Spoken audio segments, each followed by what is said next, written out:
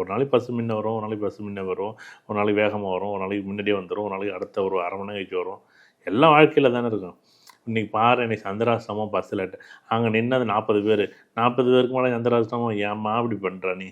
நீ பார்த்துட்டு ஃபஸ்ட் ஸ்டாண்டில் என்ன காப்பி இருந்துச்சுன்னா, இன்றைக்கி எனக்கு சந்திராஷ்டமம் எனக்கு தெரியும், எனக்கு அது தான் பஸ் லேட்டு, ஒன்னால தான் பஸ் லேட்டாக வருதாம்மா, ஏம்மா இப்படி பண்ணுறா? அவன் பஸ்ஸு பஞ்சராக போணுச்சு, அதை விட்டு அவன் லேட்டாக வர்றான், அவன் பாவம், அவனுக்கு தான் சந்திராஷ்டமம் வேண்டாம். பஸ்ஸு டிரைவருக்கும் பஸ்ஸு கண்டக்டர் கயிட்டு மாட்டுறது தான் கஷ்டம். இங்கே 40 பேர் 30 பேர் பஸ் ஸ்டாண்டில் என்ன அந்த பஸ்ஸில் ஏறுவாங்க. இந்த 40 பேருக்கும் அப்படியே இருந்திருக்கும். இவங்களுக்கெல்லாம் பொதுவாக வந்து ஒன்றா ஒத்து போயிருக்கிறது வேறு ஏதோ காரணம் இருக்கும். ஒருத்தர் முன்ன வந்திருப்பாங்க, ஒருத்தர் பின்ன வந்திருப்பாங்க, ஒருத்தர் 1/2 மணி நேரம் வெயிட் பண்ணிப்போம், ஒரு 10 நிமிஷம் வந்திருப்பாங்க. அப்போ தான் பஸ் வர நேரத்துக்கு எதார்த்தமாக வந்திருப்பாங்க, பஸ்ஸில் ஏறியிருப்பாங்க. அதுக்கு என்ன பண்ண முடியும்?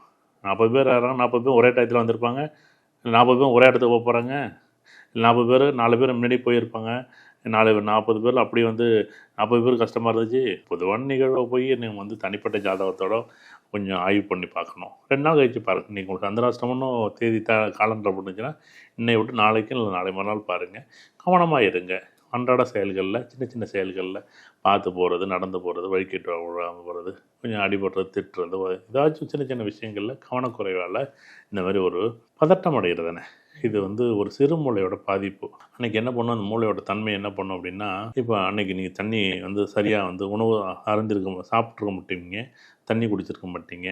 அன்றைக்கி சந்திராஷ்டமம் என்றைக்கு உங்களுக்கும் அன்றைக்கி நீங்கள் பார்த்தீங்கன்னா நார்மலாக 4 ரோட்டா தண்ணி குடிக்கிறீங்கன்னு வச்சுங்க, காலையில் எழுந்திரிச்சு அட்லீஸ்ட் 2 ரோட்டா தண்ணி, 2 ரோட்டாவில் பெரிய இது சொம்பில் குடிக்கிறீங்கன்னு வச்சுங்களேன், அன்றைக்கி ஒரு சொம்பு தான் தண்ணி குடிச்சிருப்பீங்க.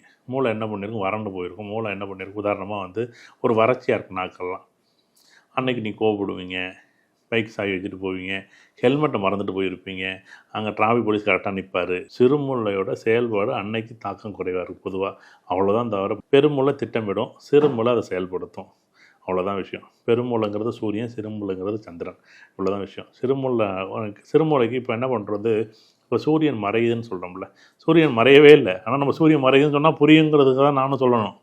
நான் மட்டும் இப்போ சூரியன்லாம் மறையலைன்னு சொல்ல முடியாது பாருங்கள். சூரியன் என்ன பண்ணுது, இன்னொரு பக்கத்து பூமியோட இன்னொரு பக்கத்துக்கு போகும்போது நமக்கு மறைஞ்ச மாதிரி தெரியுது. அது இருட்டுன்னு நம்ம சொல்கிறோம், இரவுன்னு சொல்கிறோம், பகல் இரவுன்னு சொல்கிறோம். இது லாஜிக்கு. அதேமாரி சந்திரன் நமக்கு இன்னொரு பக்கம் போகும்போது நம்மளுக்கு அதுக்கு உள்ள தொடர்புகள் வந்து இரவு நேரங்களில் கூடிய நமக்கு நேற்று நைட்டு நான் தண்ணி குடிக்காமல் இருந்திருப்பேன், அது காலையில் வறட்சியாக இருந்திருக்கும்.